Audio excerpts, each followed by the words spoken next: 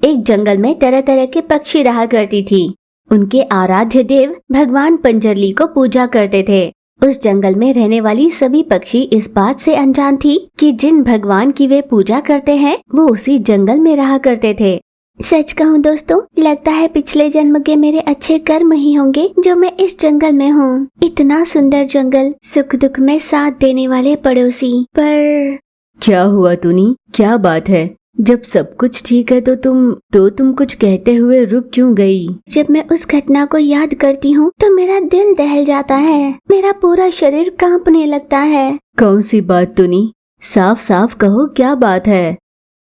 बताती हूँ, भले कोई मेरी बात पर विश्वास करे या ना करे, अगर मैं ये बात नहीं बताऊंगी तो फिर बताने वाला कोई नहीं बचेगा। हाँ टुनी, बताओ क्या बात है? बताती हूँ, मैं जो कहने जा रही हूँ वो सिर्फ मेरे बारे में नहीं बल्कि इस पूरे जंगल के विषय में है। मैं जब बहुत छोटी थी ना, तब इस जंगल में एक तांत्रिक रहा करते थे। उनका नाम चीचू कौवा था। वो इस जंगल के सभी पक्षी को अपने वश में करना चाहते थे और उनकी पूजा सफल हो इसलिए उन्हें कई पक्षी की बलि चढ़ानी होती थी। इसीलिए जंगल में कई पक्षी से दोस्ती का नाटक कर अपनी जाल में फंसाकर वो मार देते थे। एक दिन उस तांत्रिक चीचू ने मेरे पिता को भी अपनी बातों में फंसाया और कहीं लेकर चले गए। बाबूजी को लौटने में देर हो रही थी तो माँ उन्हें ढूंढती हुई चली गई। बहुत दूर जाने के बाद किसी गुफा से उन्हें अजीब सी आवाजें आ रही थी। तब माँ ने देखा कि चीचू मेरे पिता के सामने छुरी लिए उनकी बलि चढ़ाने के लिए तैयार खड़ा था। ठीक उसी समय मेरी माँ पहुँची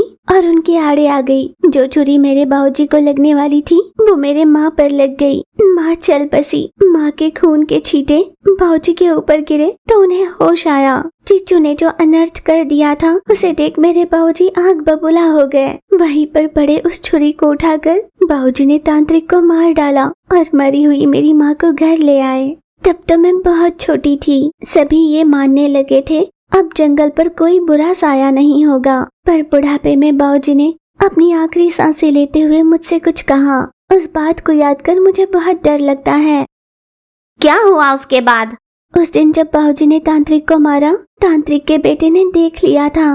बदले की आग में जल रहे चीचू कौवे के बेटे ने इस जंगल की बर्बादी चाही। पर मेरे बाबूजी ने उस गुफा को एक बड़े से पत्थर से बंद कर दिया और हर रोज इस बात की पुष्टि करते रहे कि वो वहाँ से बाहर न निकले। फिर बढ़ती उम्र की वजह से बाबूजी ने वहाँ पर जाना बंद कर दिया। कुछ दिनों बाद पता चला कि गुफा के बाहर रखा बड़ा सा पत्थर किसी ने हटा दिया है। मैंने उस गुफा के अंदर जाकर देखा पर वहाँ चीचू का बेटा नहीं था। बदले की आग में ना जाने वो अपने साथ क्या कर बैठे।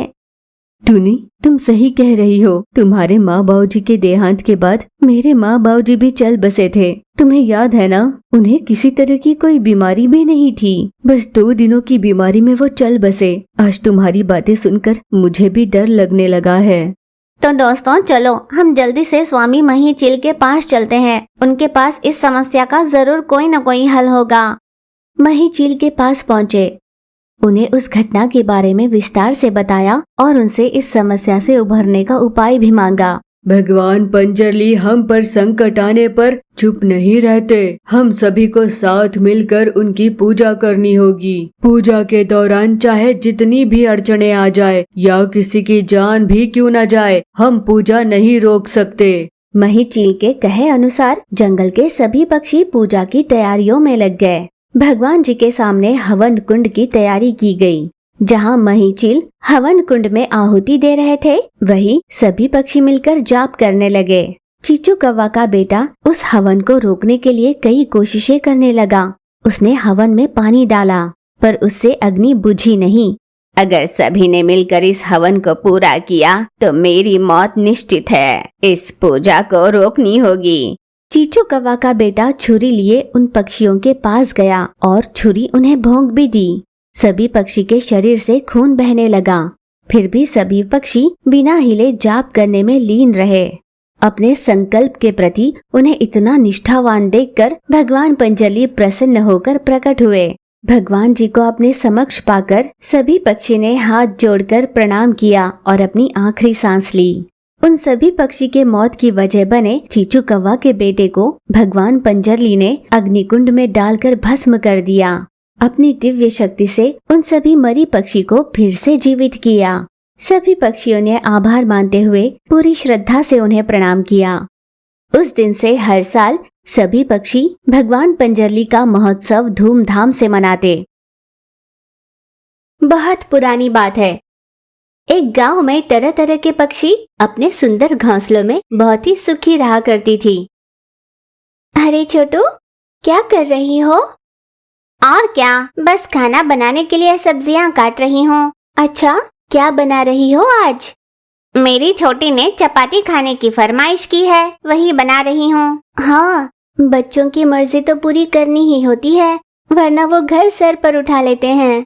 यूं वे दोनों बात कर रही थी कि थोड़ी देर में चीचू कवि और लूसी कबूतरी भी वहाँ पर आई। क्या हुआ, क्या बातें हो रही है? अरे कुछ नहीं, बस बच्चों के बारे में बात कर रहे थे। ओह अच्छा। वैसे तुम सभी अचानक यहाँ कैसे? हमें तुमसे एक जरूरी बात कहनी थी। क्या? कैसी बात? अपने गांव में धीरे धीरे नदी का पानी सूखता जा रहा है। साल भर से यहाँ पर बरसात भी तो नहीं हुई, सूखेगा नहीं तो क्या होगा? हाँ सही कहा, बरसात को बहुत समय हो गया। ना जाने क्यों मुझे बहुत ही घबराहट सी हो रही है। लगता है जैसे हमारे साथ बहुत बुरा होने वाला है। चलो हम सभी नदी के पास चलकर देखते हैं। यूं वे सभी पक्षी नदी के किनारे पहुंची। अरे हाँ दोस्तों, नदी का पानी तो आधे से ज्यादा सूख चुका है। अगले 2-3 महीनों में तो ये पूरा सूख जाएगा। तुम्हारा अंदाजा बिल्कुल सही है। अब हमें जरूर इसका कोई पर्याय सोचना होगा। पर्याय? पर कैसा पर्याय?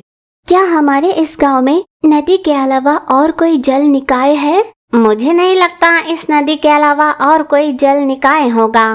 ध्यान लगाकर सोचने की कोशिश करो दोस्तों, जरूर कोई कुआं या छोटा सा तालाब कुछ तो होगा। तुमने कुएं का नाम लिया तो याद आया, अपने गांव में वो मही रहती है ना, उसके घर के पास एक प्राचीन सा कुआं है, उसमें जरूर पानी होगा। तो चलो दोस्तों, हम सभी चलकर देखते हैं। फिर वे सभी पक्षी वहाँ से निकलकर मही चिल के घर के पास रहे उस कुएं के पास पहुँची। देखो, ये वही कुआं है जिसके बारे में मैं कह रही थी। चलो, भगवान की कृपा से इसमें पानी भी है। अगले 6 महीनों तक इस पानी से हमारा गुजारा हो सकता है। उसके बाद तो बरसात शुरू हो जाएगी, फिर कोई दिक्कत नहीं होगी। मही चिल वहाँ पर आई। क्या हुआ, क्या बातें हो रही है? देखो मही, गांव के नदी का पानी सूख रहा है, तो आने वाले कुछ महीनों तक हमें इस कुएं के पानी का इस्तेमाल करना होगा। क्या कहा? मेरे कुएं से पानी लोगे?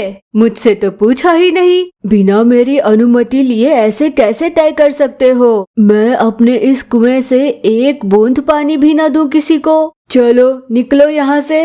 इस तरह मही चिल ने उन सभी को अपमानित कर वहाँ से भेज दिया। दोस्तों, ये क्या हो गया? मही चील ने तो साफ साफ मना कर दिया पानी देने से। अब हम क्या करेंगे?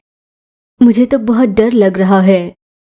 हाँ, पर डरने से क्या होने वाला है दोस्तों, हमें कोई उपाय सोचना होगा। तो हम क्या करें? हम जमीन में खुदाई करेंगे, जरूर कहीं न कहीं हमें पानी तो मिल जाएगा। पर तुनी, ये बहुत मुश्किल काम है। हमें पानी के लिए इतनी तकलीफ तो उठानी होगी। यूं तय कर सभी सहेलियों ने खुदाई शुरू कर दी। कितना गहरा खोद लिया, पर पानी की एक बूंद भी नजर नहीं आ रही। दोस्त, हमें पूरे विश्वास के साथ खुदाई करनी होगी। टुनी अपनी बातों से बार बार उन्हें हौसला दे रही थी। वो दुगने हौसले के साथ और भी खुदाई करने लगे। यूं जब वे खुदाई करते रहे तो अचानक उन्हें लगा जैसे कोई चीज आड़े आ रही है। अरे दोस्तों, लगता है यहाँ पर कोई चीज है जो आड़े आ रही है। उन्होंने मिट्टी हटा कर देखा तो वहाँ पर एक मटका था। ये तो मटका है, पर जमीन के इतने अंदर कैसे? यूं वे सभी उस मटके को देख आश्चर्यचकित हो रहे थे और अचानक मटके से आवाज आने लगी। मुझे देखकर हैरान होने की जरूरत नहीं दोस्तों। अरे, ये मटका तो बात कर रहा है। मैं एक जादुई मटका हूँ। मैं बात कर सकता हूँ और गाना भी गा सकता हूँ। ये तो कोई चमत्कार ही है। हाँ, मैं एक चमत्कार ही हूँ। अच्छा, तो तुम्हारी क्या विशेषता है? सबसे पहले मुझे ये बताओ कि तुमने यहाँ पर खुदाई क्यों की? दरअसल हमारे गांव के नदी का पानी सूखता जा रहा है। पंप लगाने के लिए ही खुदाई कर रहे थे। तो मैं तुम्हारी ये समस्या दूर करता हूँ। पर कैसे? मैं एक जादुई मटका हूँ, मुझ में पानी हमेशा रहेगा। मैं तुम सबकी जरूरतों को पूरा कर सकता हूँ। क्या तुम में इतना पानी है कि हम सबकी जरूरतें पूरी हो जाएंगी? हाँ, आज के बाद तुम सभी मुझसे ही पानी लेकर जरूरतें पूरी करना। और उन सभी पंछी ने किया भी वही।